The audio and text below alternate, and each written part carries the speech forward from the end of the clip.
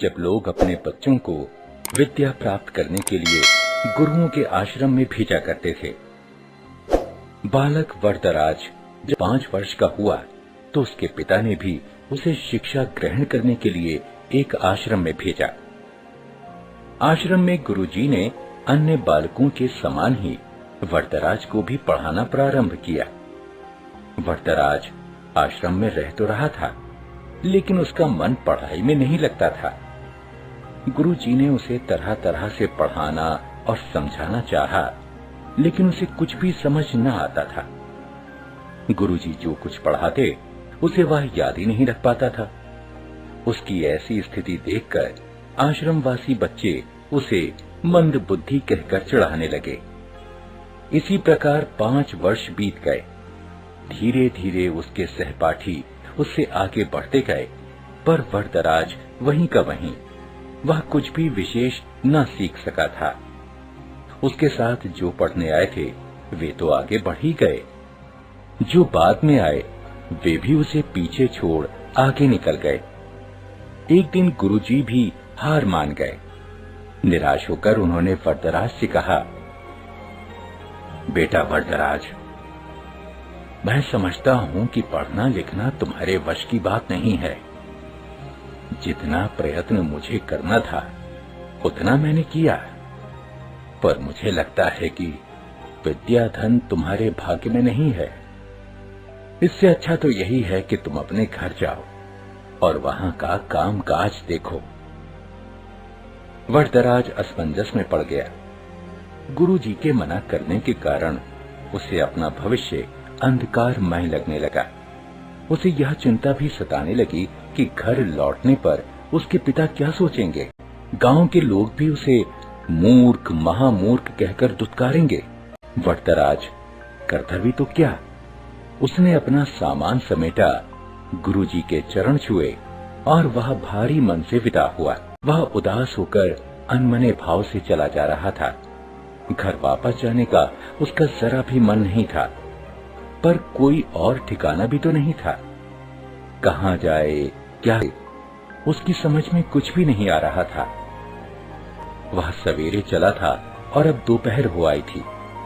रास्ते में खाने के लिए गुरुजी ने उसे थोड़ा सत्तू दिया था। उसे भूख प्यास भी लगाई थी। चलते चलते उसे एक कुआं दिखाई दिया। वह पानी पीने के लिए कुएं पर पहुंचा।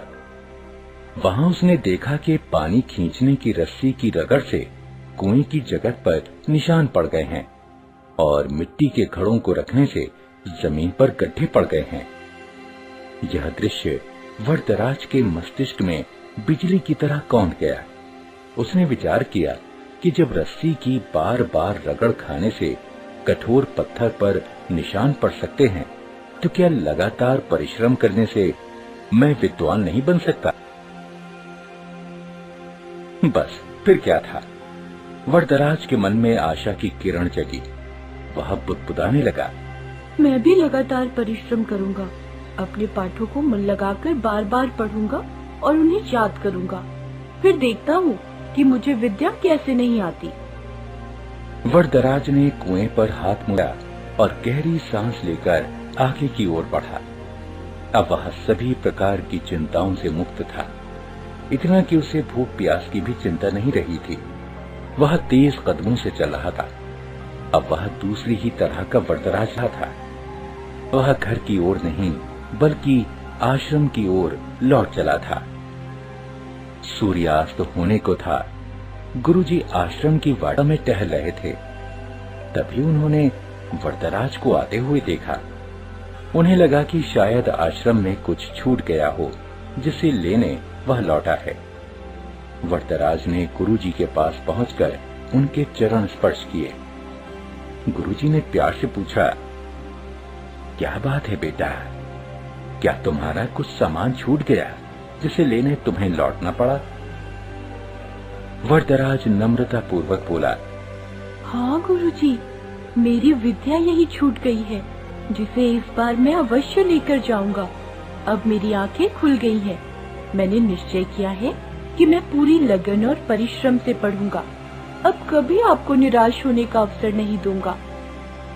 गुरुजी का दिल पसीज गया। उन्होंने वरदराज को गौर से देखा। उसकी आंखों में चमक थी। गुरुजी ने इतना भर ही कहा, तुम जो कुछ कह रहे हो, यदि उसे कर दिखाओगे तो मुझे बड़ी प्रसन्नता होगी।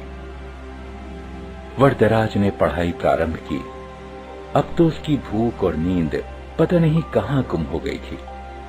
वह देर रात तक पढ़ता और प्रातः सबसे पहले उठ जाता। वह अपना एक क्षण भी व्यर्थ न गवाता। उसने दिन रात एक कर दिए। इसका प्रभाव यह हुआ कि जो पाठ याद करना उसे पहाड़ पर चढ़ने के समान कठिन लगता था, अब वही सरल लगने लगा था। गुरुजी और अन्य बालक वरदराज में आए। इस परिवर्तन को देख आश्चर्यचकित रह गए।